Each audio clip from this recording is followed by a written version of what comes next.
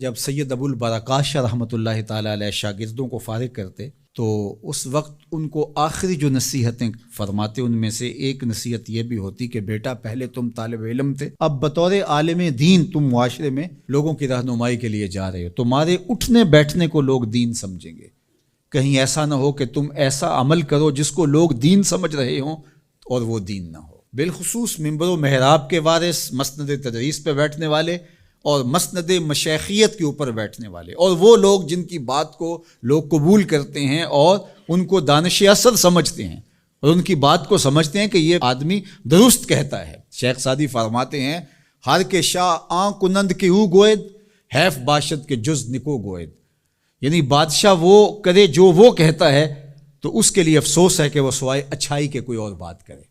تو اسی طرح جو شخص لوگوں کا مطاع ہو اور لوگ اس کی بات کو قبول کرتے ہوں اور آنکھیں بند کر کے اس کی بات کو لیتے ہوں تو اس کے لیے افسوس ہے کہ وہ بات اپنی تولے بغیر کرے۔ ایک ڈاکٹر کو بغیر سمجھداری کے نسخہ نہیں لکھنا چاہیے، کسی کی موت واقع ہو سکتی ہے۔ ایک حکیم کو دوا اور غذا تجویز کرتے ہوئے پوری طرح سے مریض کی نبض کو پہچاننا ہوگا، کہیں ایسا نہ ہو کہ اس کا مزاج بگڑ جائے۔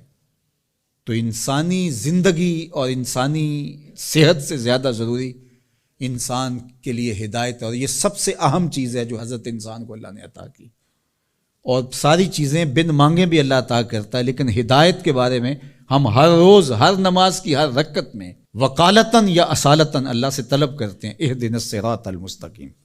ہدایت ہمیں مانگنے کے لیے اس نے خود ہی تلقین کی کہ یہ روز طلب کرو، اور روزانہ کی بنیاد پہ ہم طلب کرتے ہیں۔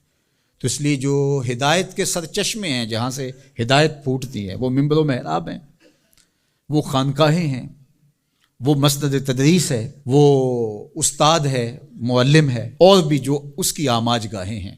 تو ان کو کبھی بھی ایسی بات نہیں کرنی چاہیے کہ جو قرآن مجید کی تعلیمات سے برعکس ہو۔ تو ہماری فکر کے سوتے قرآن سے پھوٹنے چاہیے، اور اگر ہم قرآن سے اخذ فیض ہی نہیں کر پائیں گے، یہ صلاحیت بھی ہمارے اندر نہیں ہوگی، تو پھر ہم تقسیم فیض کیسے پڑھ؟ جب اخذ کی صلاحیت نہیں ہے تو پھر تقسیم کی صلاحیت کیسی ہوگی؟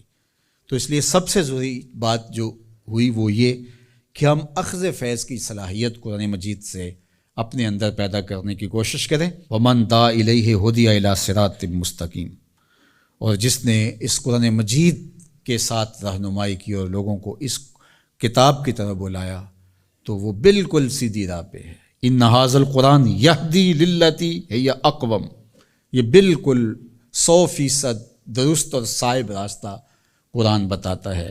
اپنی زندگی کو قرآن کے سانچے میں ڈھال لو، پھر دیکھنا کہ یہ بالکل اقوم اور سیدھی راہ ہے جس کی طرف تمہیں لے جائے گا۔ تمہاری دنیا بھی سرخرو، تمہاری آخرت بھی سرخرو۔